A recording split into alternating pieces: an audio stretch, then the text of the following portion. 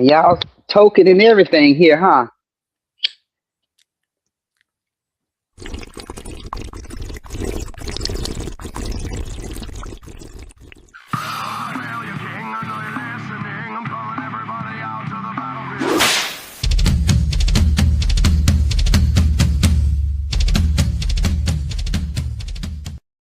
The Dorkening and all affiliated shows are not intended for anyone under the age of 18. The following may contain discussions or scenes that have adult situations, graphic violence, nudity, strong sexual content, and graphic language. This show is intended for mature audiences only. Viewer discretion is advised.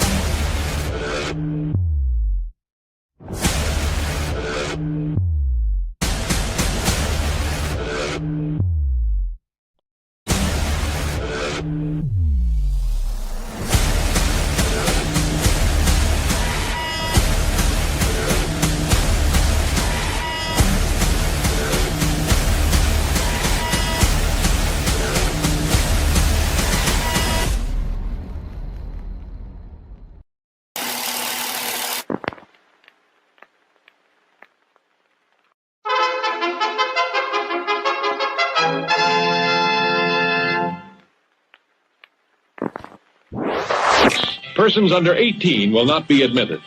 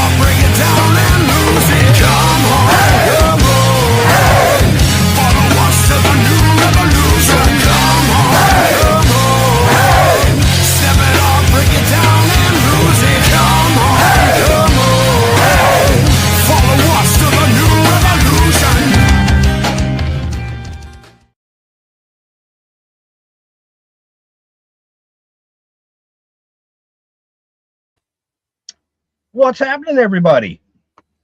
Yeah. Well, Hey, it's still July, so we're still celebrating America's 250th. It's not just one day, folks. It's the whole fucking month. Period. I'm super excited about tonight's guest. She has literally done everything. I'm gonna leave it there because I can't step on the man himself's, introductions. So the flashy one that looks like he's super flashy tonight, Mr. Jeffrey Mark. I'm just feeling blue. Hey, folks. Hey, cats and kittens. Welcome. And I'm excited, too, because we are bringing you the McFunny people. We're bringing you the McFunny because we have as our guest a lady who's an actress, a comic. It's hard not to laugh. And she's pretty, which is unusual for comics. She's pretty and she's funny. Our guest, let's say hello to Annie McKnight. hello. Thank you. Thank you so much for having me. How's everybody? We're doing good. well. We're doing well. And thank you for taking time out of your busy schedule to come up here tonight and have some fun with us. Yes, yes. I'm here with the fires. If it wasn't you guys, I probably would have would have canceled. But I'm going through the fire. Through the fire. Let the folks, Annie, let the folks know where you are so they'll know which fire you're talking about. The Santa Clarita fire. And this is a It's live going on show. right now as we speak. Yeah. Yes. So if they tell you to evacuate, do it. Don't stay with us. Yeah. Okay. But Well, I'm ready. I'll bet you're all prepared, huh? Yeah, I got my water hose. You know. You know, I'm black. This way is that. Okay. Okay. Already. Yes. Yes. You're gonna miss that fire to death. I love it. That's it. I don't know. I mean, she can just go out there and yell at it. It'll probably be scared and run away. I hope so. You know, I got a big mouth, and I'm from Georgia. You know how we are back there. We call the pigs. We call the cow.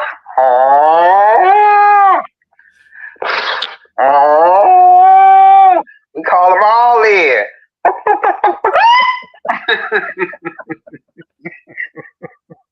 I'm from the country, baby.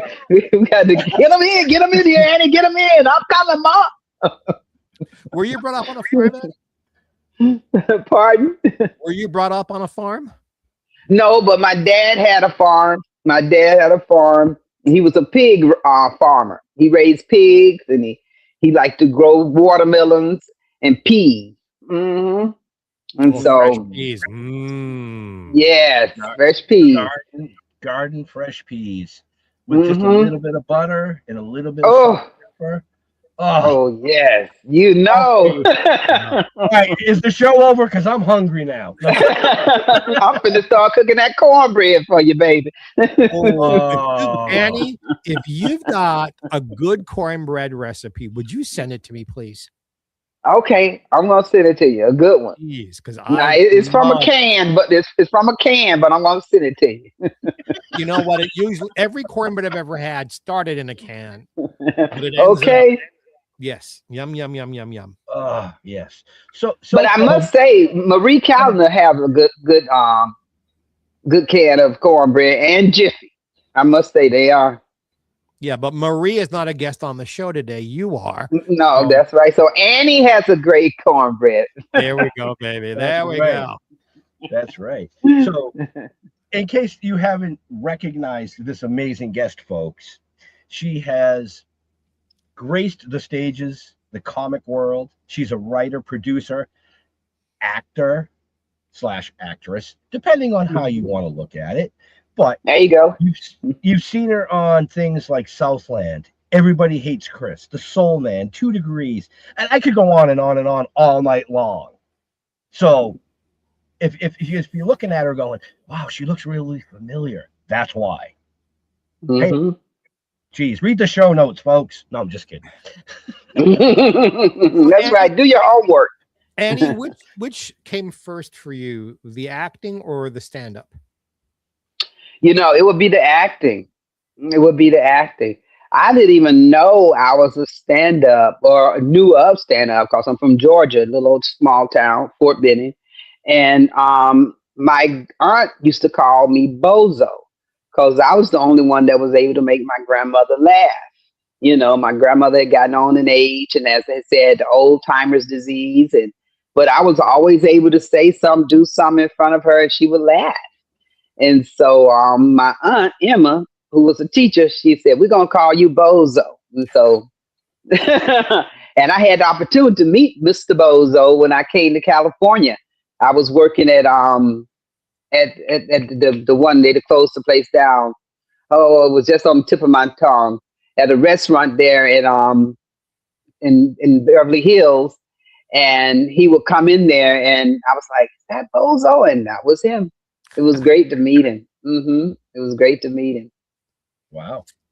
Your plays that you have been in, the styles are so different. It fascinates me when I get to talk with performers who can do more than just one thing.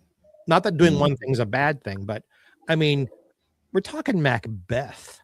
We're talking, and then a play that most people only know as a musical called Purlie, but Purlie Victorious, the non-musical version.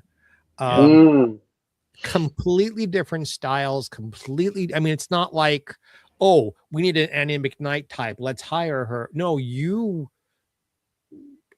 what I'm trying to say is you're a very versatile actress. Yes, thank you, sir. Yes, you're right, and that's it. And I'm happy about that. To be versatile, and I think that was one of the things that helped me propel myself when I moved to California. When I was doing research, and then I'll let Ben talk because I'm all excited because you're in the comedy world. That always excites me. Hey, I'm just having a good time. In doing research, you did a play I've never heard of, which surprises me. And the title surprises me. I would love to hear more about Negritude. Oh, Negritude, yeah. Now that was back in the day too. And what's his name was part of that? Oh gosh, what is his name? He was part of that.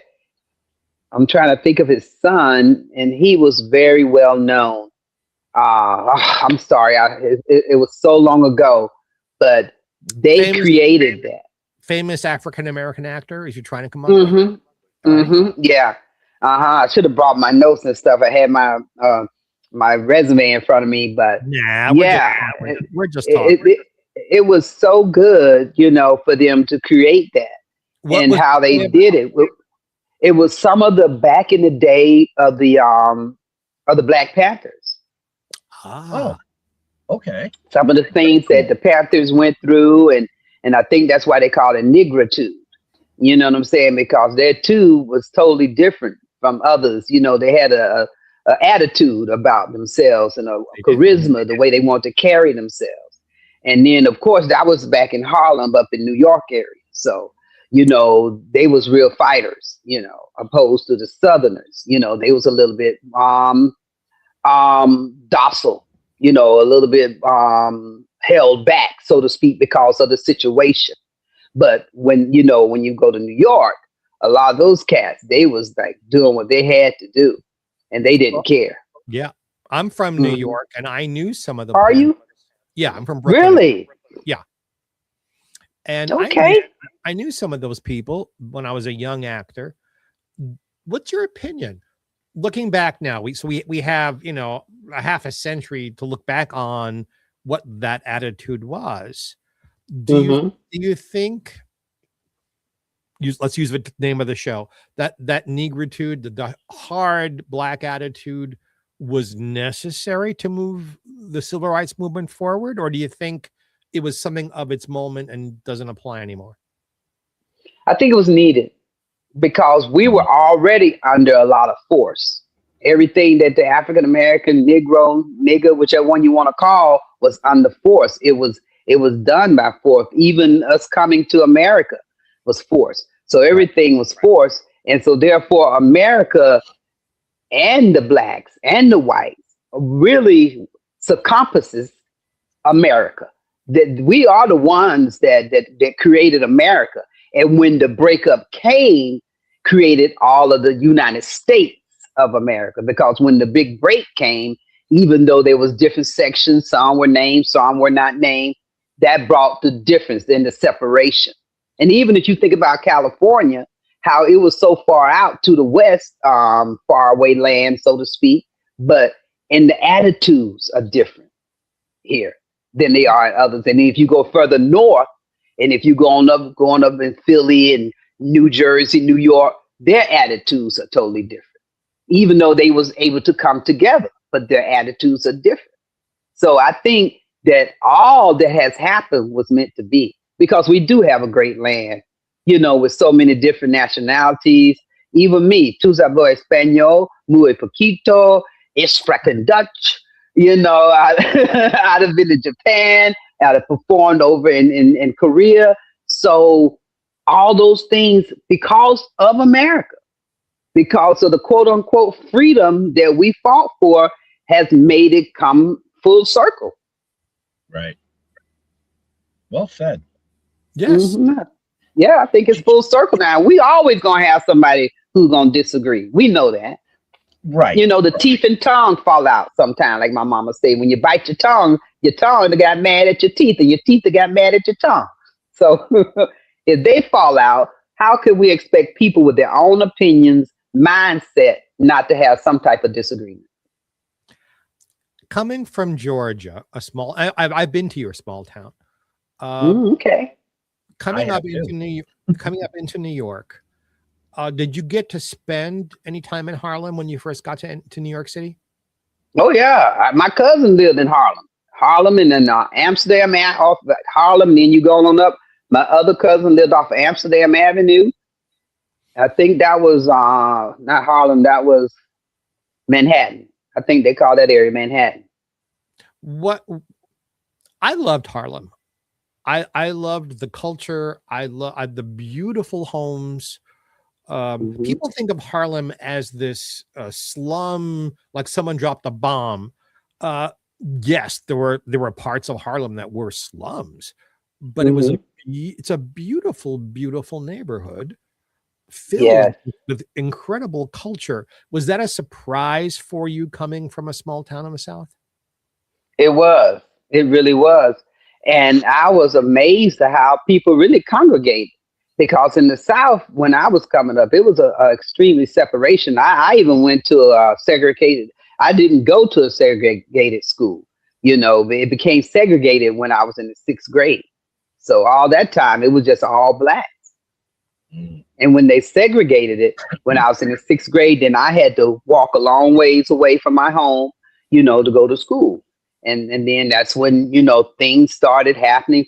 Some things were good, some things were bad. But until that happened, we didn't know.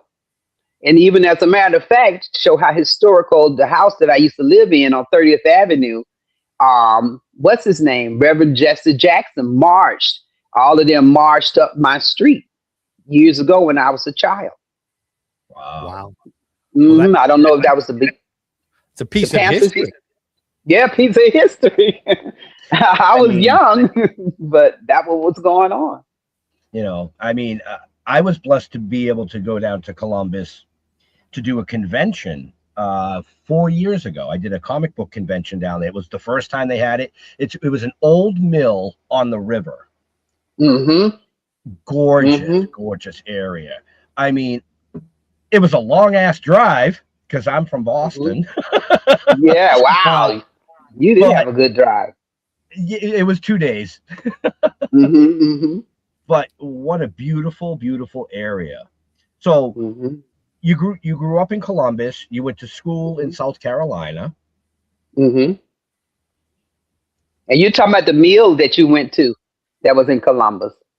Yeah. That's why they they used to make all of the materials and stuff. That's where they used to come in with the cotton and make the materials. Yeah, and they turned it into almost like a steampunk looking interior for weddings and conventions and things. And what a gorgeous place. Gorgeous place. I actually one of my Facebook pages for part of a different business is me and my business partner standing in one of the elevators there. Oh wow. Elevators. Yeah. I mean, it was breathtaking. So isn't the it? Area it was. So and to see how the elevators used to operate. Just because there you see all the inner fixings of the elevator. Yeah, I just had to bring that up because when I saw, you know, Columbus, Georgia, I was like, oh my God, I've actually been there. It's historical. It really is historical. A lot of stuff popped off in Georgia. I was kind of going off in a different direction for a second there. So Columbus, Georgia, we know Georgia's big for a lot of things. South Carolina, where you went to college, big for a lot of things. Who has the better drum line? Between Georgia and Columbus? Yeah. No, Georgia and South Carolina? Yeah. I gotta stick with Georgia. I gotta stick with Georgia. Yep. And folks, if you don't know what that is all your colleges and high schools have these amazing drum lines. And that's right. There's movies made about it. And the reason I bring it up is I love the competitions, the drumline competitions. I love to watch it. I think it is so mesmerizing. Mm-hmm. And I just wanted to see if somebody from Georgia was going to go, well, you know, South Carolina has a pretty good drum line, but you know, A&T, you know. That's it. Georgia's the one. My brother is a percussionist. He used to play the drums. Mm-hmm. Yep. So yeah. I have a cousin who is in his late 40s, early 50s. It's been a percussionist since he was 6.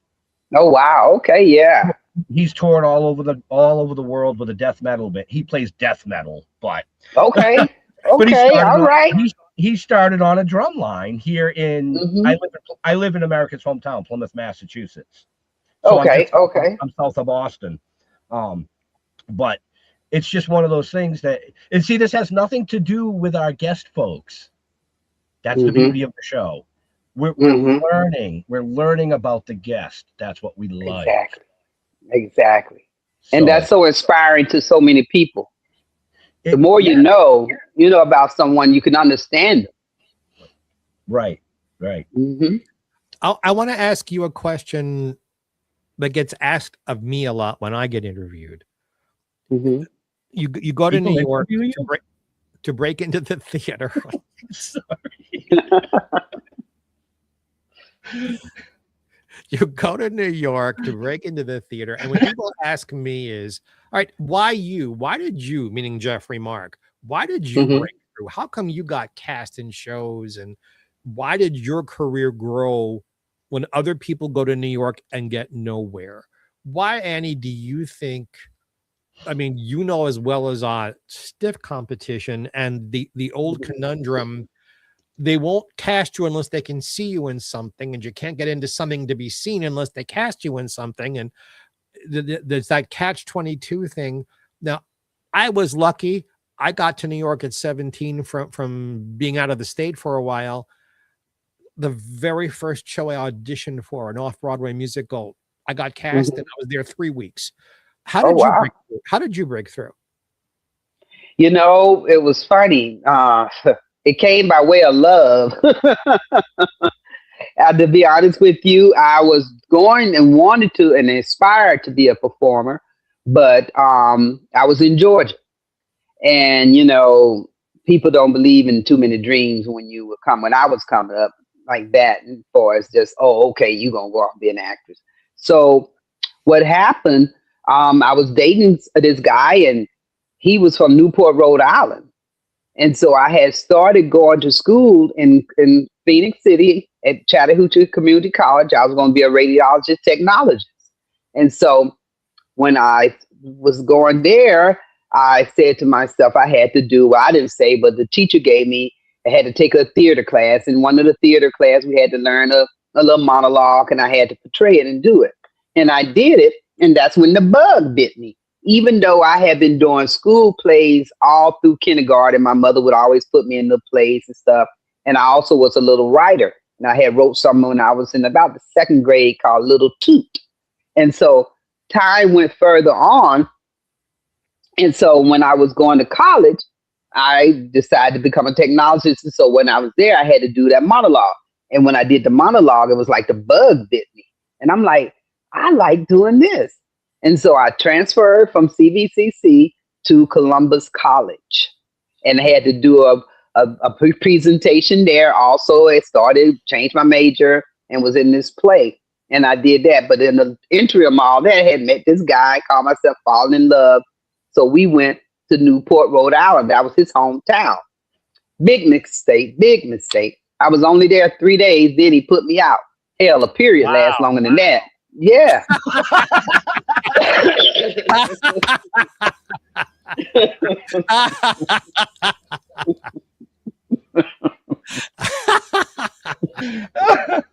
Oh my God.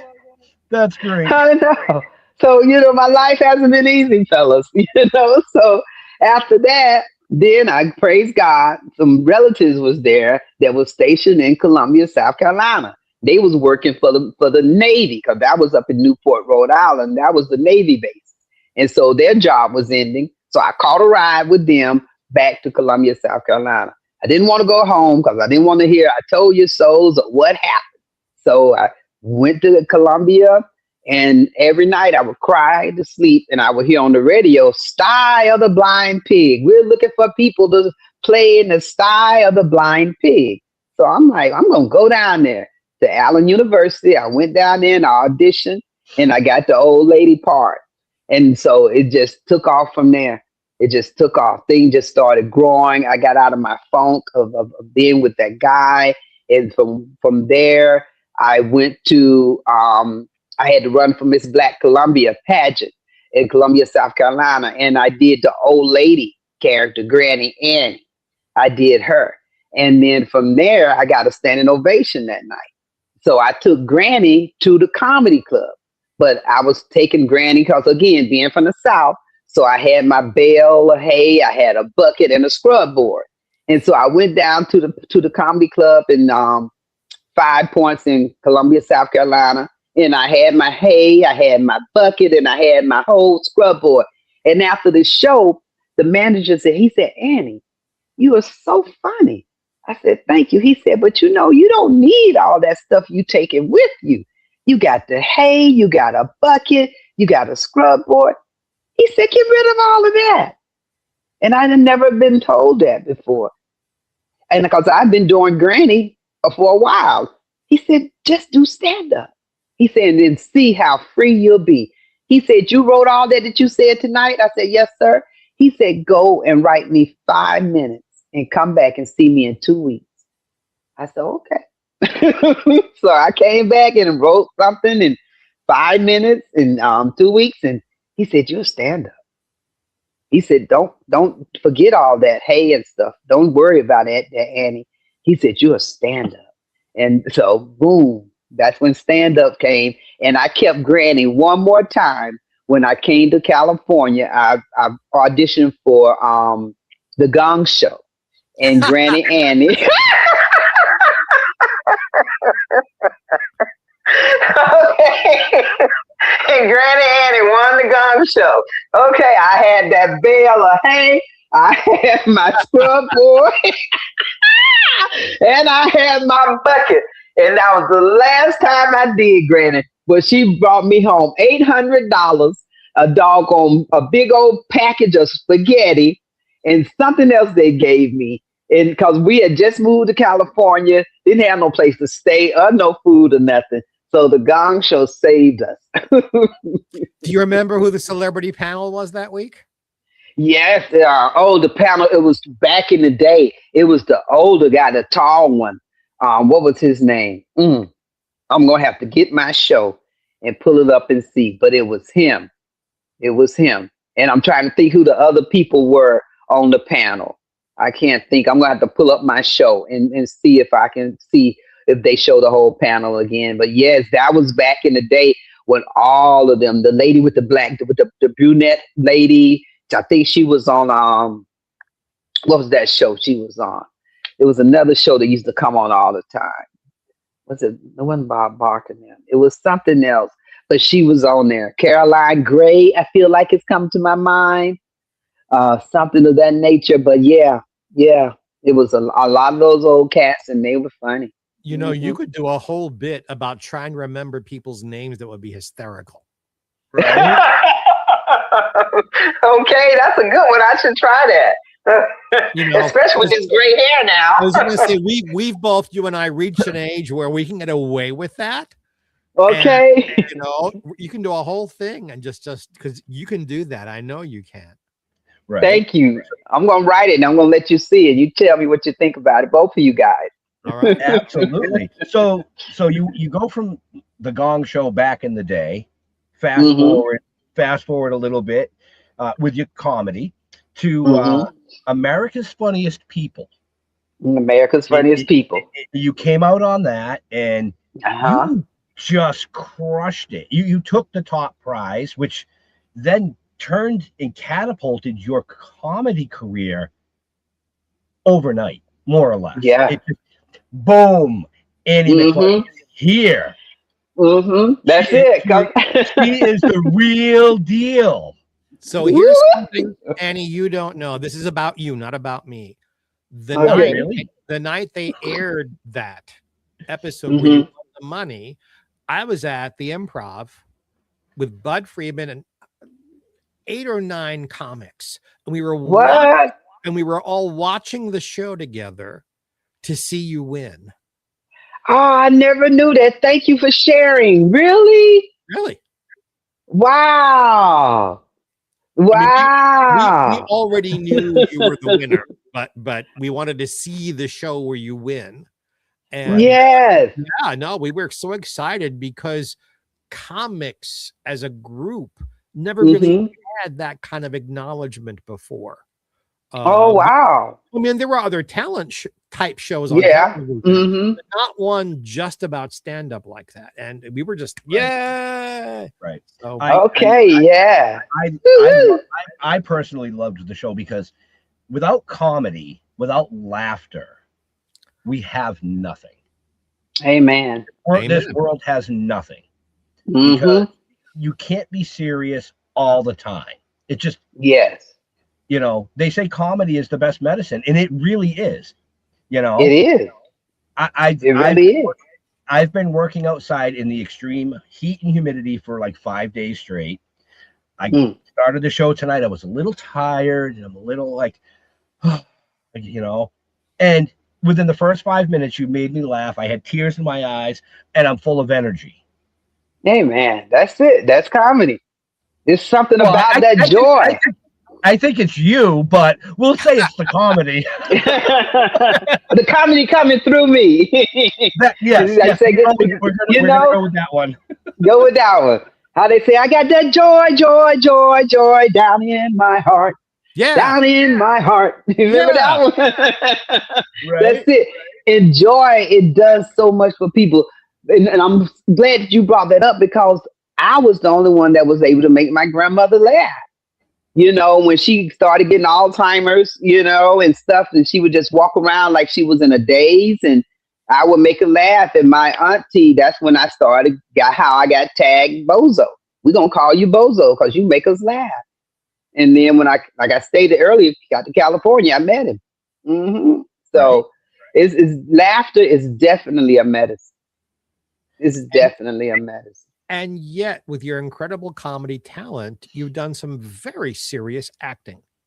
Mm-hmm. I love that you get, I mean, like Crimes of the Heart. Mm. Spacek. Mm-hmm. I know. That's a whole different ball game for you. It was. And that was my first major one. And that's how I got my SAG card. I was going to school in Columbia, South Carolina again. And I had an agent. And they sent me out, and that was in Wilmington, South Carolina, North Carolina. And so they sent me there to audition and everything, and I got to roll. I was so ecstatic about it. And then my role was to just walk up and give Tess Hopper, take her orders that she was giving me. You know, Annie Mae, I need you to do this, that. And I turned and walk away. And then we want something. And so I'm like, okay, just like that, you know. And so he says, yes, ma'am. Okay. He said, so when Tess came up and told me what she wanted me to do, and then she said, I said, yes, ma'am, turned and walked off. He said, Annie, you just made a lot of money. I said, what? And that tapped me into the union. I was able to get my SAG card because I wasn't union. I had just got hired as an extra. And once he gave me the lines, you know, and that was, what's his name? Freddie Fields. I think he was the director, Freddie Fields. And he said, say yes, ma'am. And I did it. And then I walked away. It came off. Man said, you just made a lot of money, Annie. And I didn't know what he was talking about. But I learned. Yeah, I learned. I was union then. Hundreds of dollars difference in saying that one line. That one line. Right. Mm-hmm. And sometimes that's all it takes to go from the Gong Show to stardom. Just saying. Yeah. It's one, you know. So that's all it takes. with your stardom in comedy, like you said earlier, you traveled all over the world, South Korea, Japan, Panama. Has there been any place that you haven't traveled yet that you would like to travel to do your comedy or act? You know, they wanted me to go to was it yeah, not I went to Korea, over to to Russia. I think it was Russia. It wasn't Russia. Where's that other one? I think it was Russia. But I turned them down because they was letting people. I don't. What's the other one? It's Korea, Japan, Vietnam, China. I think it was China Okay. that they wanted me to come to. Not Russia, it was China. And so I had traveled so much, and I was like, and then I had started having my children, and I turned it down. I kind of wish I would have went in a way, because that really would have been a big one. It was big enough to go to Korea and Japan. Right. I was like, oh, woo woo. And then I went twice. They asked to come back again, so I went twice. So it was fun.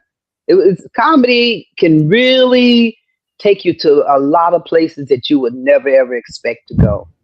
Just like me, an old country girl from Georgia, and here I am, went to Korea twice, Japan twice, having opportunities to go other places and just throughout the country, even within the United States. I mean, just knocked on so many places. It's wonderful. It's beautiful.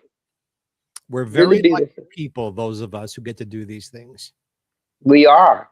We really are. To share the joy and to travel at the same time and to meet beautiful people. Look, if I wasn't doing this, I wouldn't know you guys. You guys wouldn't know me. But because of our camaraderie, what we do in the same thing of laughter and joy to people. You mentioned your kids. Tell us about your family. Okay, I got two beautiful daughters. One name is Miracle because I didn't tell y'all that when I was born, I was only born with one kidney and one ovary.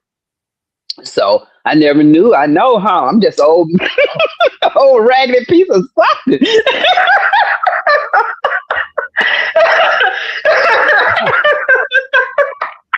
Had a hole in my arm.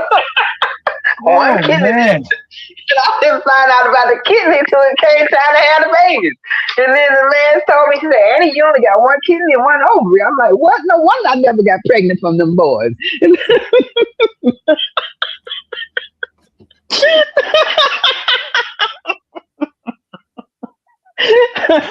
I am just biting my tongue.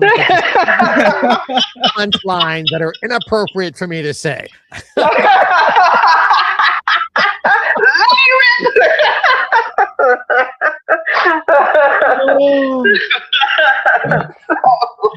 So I just, You met one guy with really strong sperm. Is that what happened? Yes, him. He did it. I married him. There you go. That's right. He gave me two beautiful daughters. My first daughter name is Miracle. Right. And my second daughter name is Zoe. So I have two miracle lives of God because, Zoe means God. Mm-hmm. Yep. And miracle is just a miracle within itself. So I got two miracle lives of God. Mm-hmm. Are you a grandmother yet? No, I don't know if they're going to make me one or not. But so far, they're in school. I have to give them that. My daughter, let me get my little hat for y'all.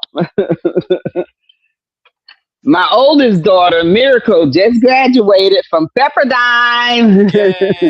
Yes.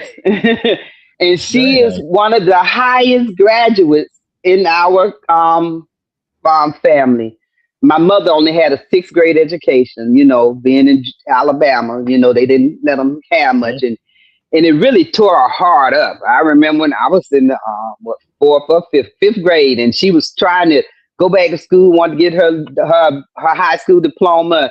And she would ask me, and I would look at it. Hell, I didn't know either. I'm like, Mama, I don't know. So she never got it. You know what I'm saying? But I got it for her, and my daughter did even more. So because I went to school, like I said, in South Carolina and got my degree in theater. And then when I came to California, I went back to school and got my degree as speech language pathology assistant. So I work with special needs children, and I help them speak. Yeah. And them babies love me. my youngest daughter. I have 2 daughters and 4 boys, but my youngest daughter. Wow. You can be bringing it on in, them boys too. Look at you. That's what she went to school for. She actually went to school for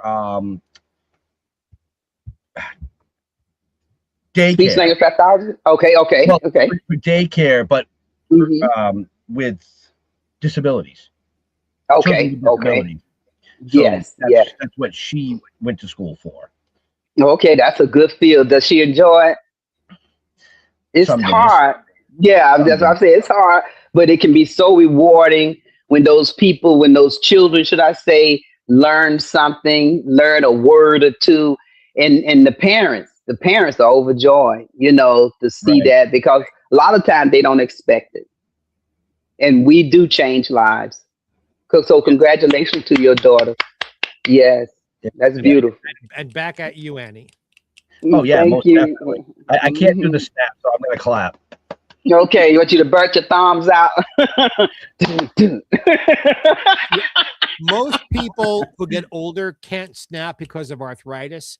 I snap. Oh, really? I didn't know that. I snap because because clapping in my hands hurts. Seriously. Oh, I thought you were saying that I can't snap because I have arthritis. I was going to say, well, I have been a general contractor for 40 years, and my hands, they don't work like they used to. Okay. See, y'all teaching me something now. I didn't know that. Okay, there you go. No, I was trying to make it funny. You know how you can burn your thumb? Oh yeah. Yeah. So so that's how I kind of like got into it, and from there when I got that. Oh, look at that beautiful baby. There's that face. Oh, beautiful. You're looking beautiful. Hey, baby. Hey, it's Annie. Can you say hi, Annie? Hi, Annie. Oh, I love your voice. Hi, what's your name? Lila Rose. Viola? Lila Rose Solaris Bartlett. That's right. Did you have fun at gymnastics? Okay. And I did a flip on the bar. You did a flip on the bar? Ooh. By yourself? Give me 5. Good job. Gymnast. Congratulations, Lila. Dame un beso. I love you. Love you. Okay. Thank you for stopping by. Hey, you're welcome. Welcome. And I love you, Lila. Okay, baby. I love you. Take care, Lila. She's beautiful. Yeah. Most shows we do, she comes and makes a little guest appearance for us, and there you go. That face is just so beautiful. It is. She's getting ready, honey. That's what she's doing. She's getting ready. Oh, God is calling her. Coming. Yeah. That's what that is. She's getting ready. That's beautiful. We're already talking about how to get her started, so we'll see. Yeah. Okay. Yeah. There you go. Okay. So my youngest daughter, who's 26, lives with me with my 3.5-year-old granddaughter. Then I have a 28-year-old daughter who lives 10 minutes from here, who also has a 3.5-year-old daughter. So I have 2. Oh, okay. They were born 9 days apart. That's good. So have somebody to play with. It's so important when they're young. They beat each other up. but they need each other. They beat, but they need each other. That's good. Yeah. Especially 2 girls. Yeah, like Jeffrey said, she always comes down, and if she's home, she has to come down and say hi, because she tells me now this is her show. She said, she's already. Oh yeah, she says, no, my show. Ooh. I gotta come down and say hi. I said, whatever. I love it. She already knows she's gonna run things. Oh yeah. Yep. She's getting you prepared for retirement. Yeah, it's called I'll Never Be Able to Retire. Oh, so And I've been asking you a lot of questions, but you also ask questions. Don't you have a podcast of your own? thank you for the segment. Yes, I do. And I need to get back on the podcast and figure it out. And somebody tried to take my name, and then I got upset about that. And I was like, should I get it back? Should I just leave it alone? So I don't know. I got to get back on it. Because I wanted that podcast, and and I got it, and I've done some things, but not like I should do. I'm not technically inclined, like figuring out all that stuff. It's hard for me, and I have so many gadgets, but I can't even work them. My daughter bought me some just the other day for the trade, and it's over here still in the box, and so. I want to do it, but I need help. I'm not technically inclined for that. I got you. If you want to help me, if y'all help me, I'll pay you. Yeah. Annie, you just lit a match that's going to burn. You have no idea. Okay, let's do it. I will make sure that Ro, after the we'll talk about this after the show, but I'll make sure that Ro gets you my personal contact info, and we'll connect after the show. And because I actually produce a show for Jeffrey Mark also. Oh, okay. Yeah. Okay, yeah. Well, shoot, yeah, that's what I need. I need some help. It's bad enough being a woman, and we're not inclined like that. Let them tell it, We're not mechanically inclined. But if you can help me, I'll sure enough appreciate it. And I will pay. Mm-hmm. Yeah, we'll talk about that. Yeah, let's get to talk about it. Yeah, I would love to.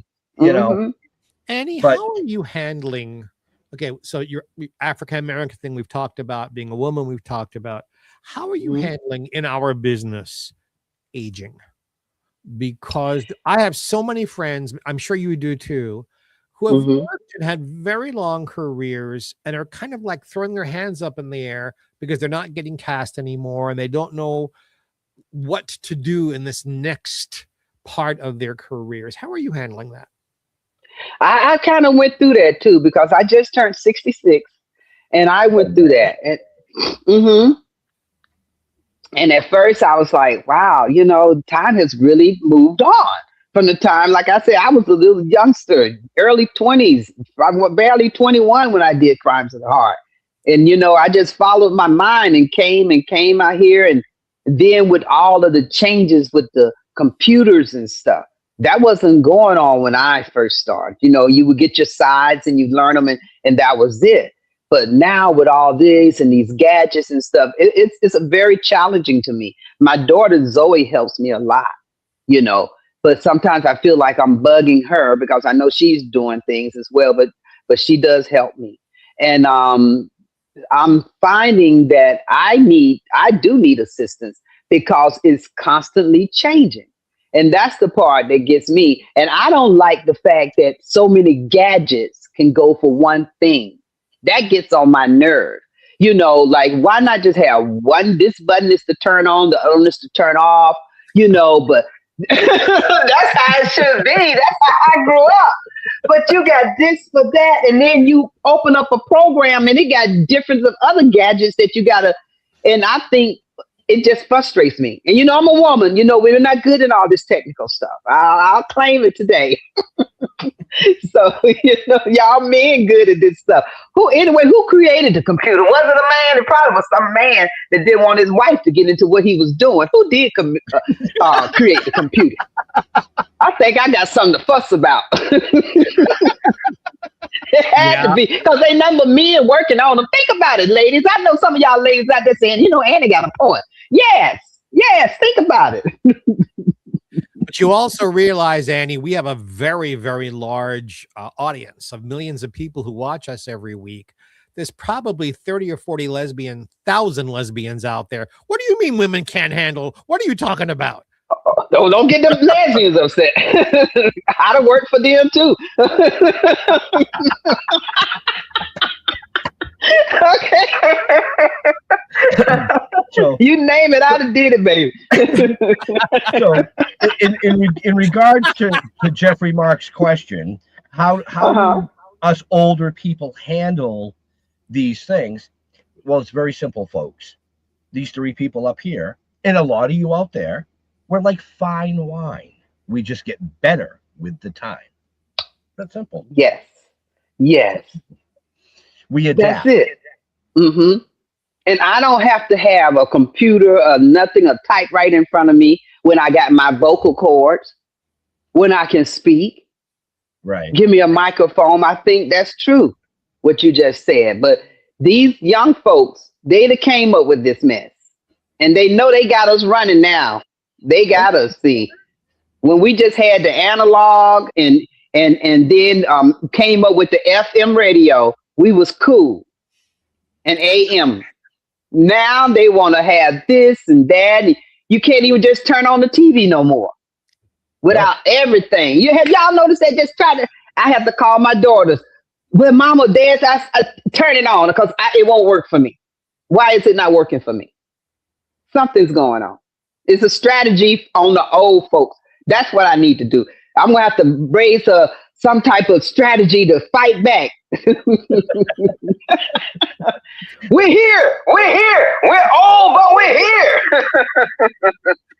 And on just on what you just said, I'm in the middle of moving from where I am fairly local. I'm downsizing from a house into an apartment.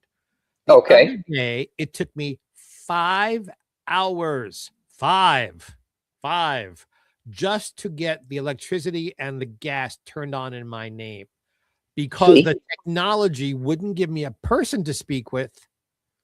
And for some reason, both the electric company and the gas company, they're hi, I'm your new virtual assistant, couldn't understand the phrase turn on service. 5 hours. See what I'm saying? And you can imagine what an old bird like me go through. That's exactly what I'm talking about. It's too much. It's too much. You just gave me a huge compliment, and I appreciate it because I am older than you are. You are? Yes, ma'am. How old are you? Older than you are. Come on, Annie. You should know. A lady never tells. Oh, God. Here we go.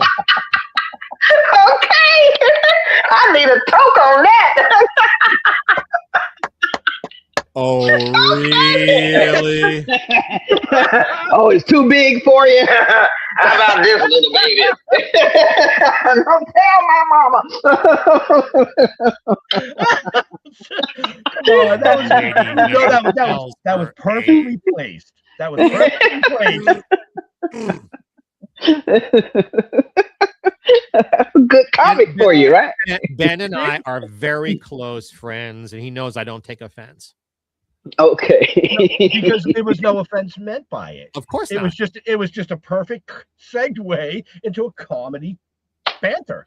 Exactly. And everybody laughed, and everybody laughed. See, the medicine works, folks. The medicine works. That's it. It works.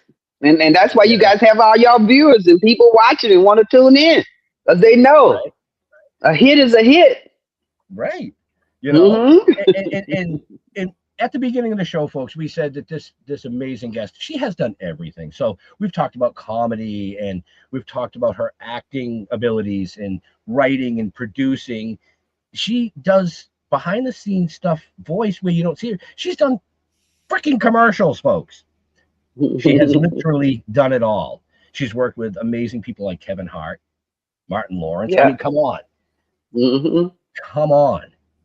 Matter of fact, go ahead. Go ahead. I was thinking about Kevin Hart's story when they first brought him to California. And it's funny, I started thinking about that. A lot of those young cats, when they come out here, they put them with me. I was young still at that time too. But Kevin, he's a few years younger than I am. And so when he came out here, I was doing a comedy show over off of Pico at the Comedy Union. And who they bringing to? This McKnight, this Kevin Hart. I said, okay, we eye to eye. I'm like, I'm only 5'2". I'm short too.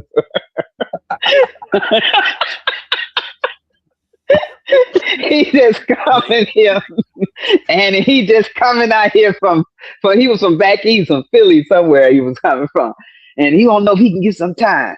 And I looked at him, I said, what? I looked down on him, you know. And he said, yeah, Miss McKnight, I want to know if I could do a little comedy show here, you know, do a little time. I said, all right. I said, all right, you do a little time, Kevin. And he went up, he did a good job. He act like he don't remember now. But when he came out here, that's right. So I had an opportunity to work with a lot of the great ones and stuff. Yeah, and people. Kevin's not only short of memory, he's just plain old short. Short. That's right. I'm only 5'2" 3/4, and I'm claiming every little centimeter. Okay. And Kevin wear lifts. Okay. I'm like, nah. I think I'm taller than you. And that's just in his underwear. Okay.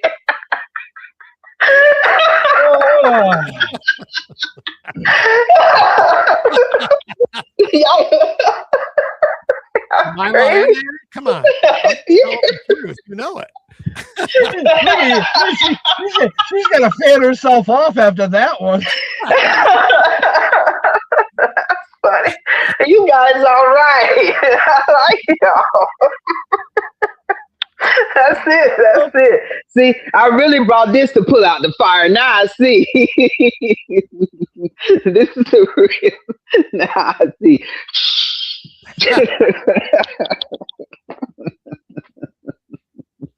That's right. I would say she's pretty good. She got props. She got jokes.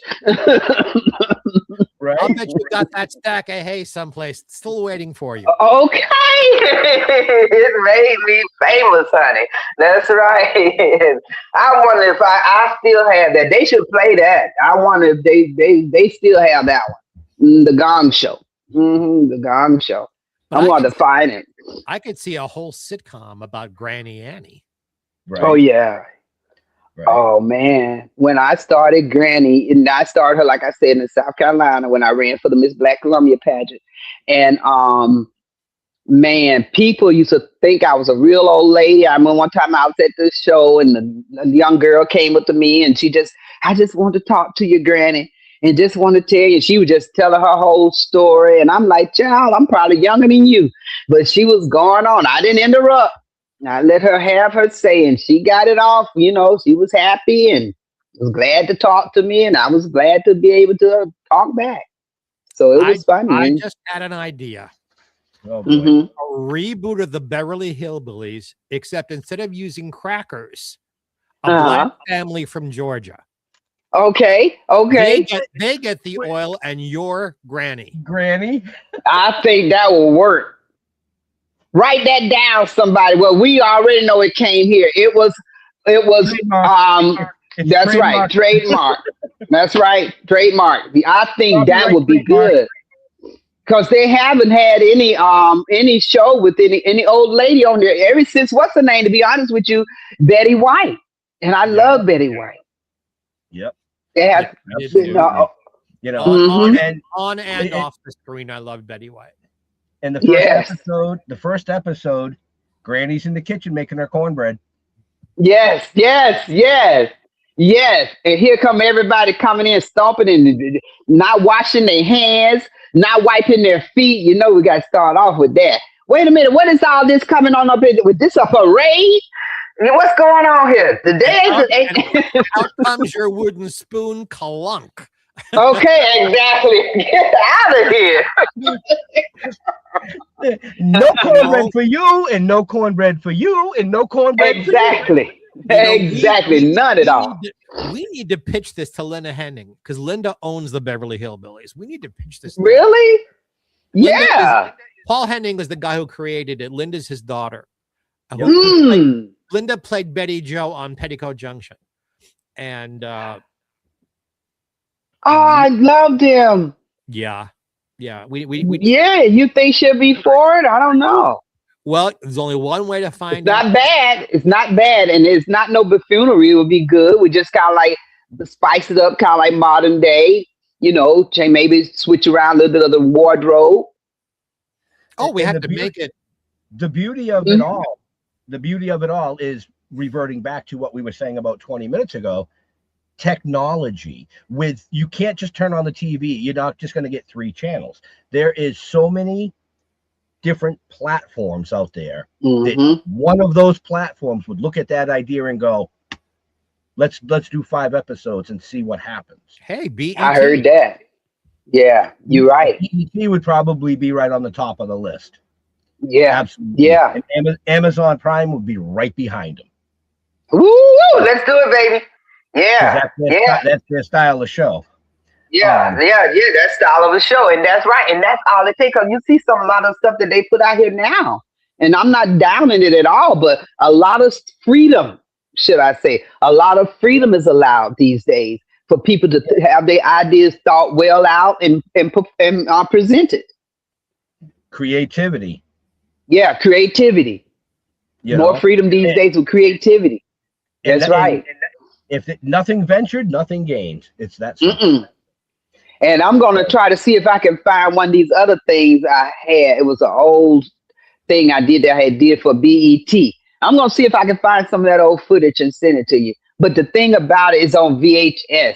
Do y'all have anything to switch it over to copy it? But well, I happen to own a machine that copies VHS onto DVD. Yeah, there you go, baby. And that's what we'll need. Well, you'll have to drive out. My wife has 2 machines. My wife has 2 Does machines she? to play VHS. Okay.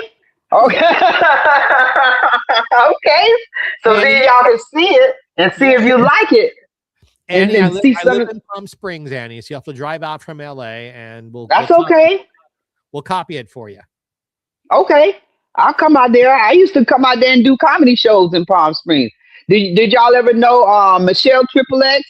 Yes. I used to come out. Yeah, she had her shows out there on every summer, I think.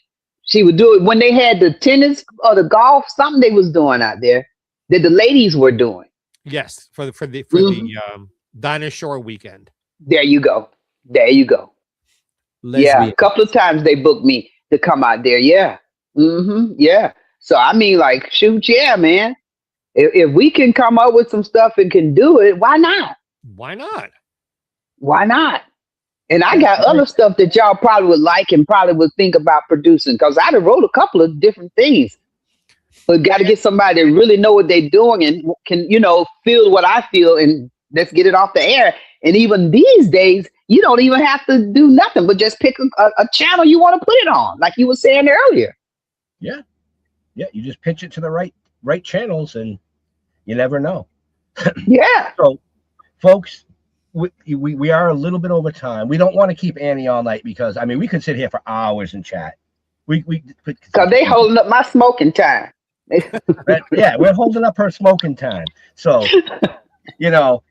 after comedy being the best medicine, there's other medicine out there too. So with that being said, if you want to know more about Annie, just check the show notes up above, down below, depending on where you're watching or listening to us. All her stuff is in there. But with that, Mr. Jeffrey Mark, do you have a last question that you would like to ask our amazing guest?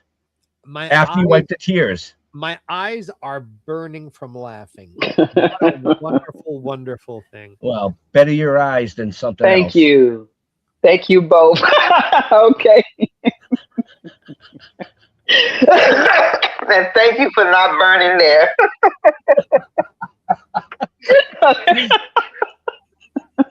I've had dates like that, but let's not go. Okay.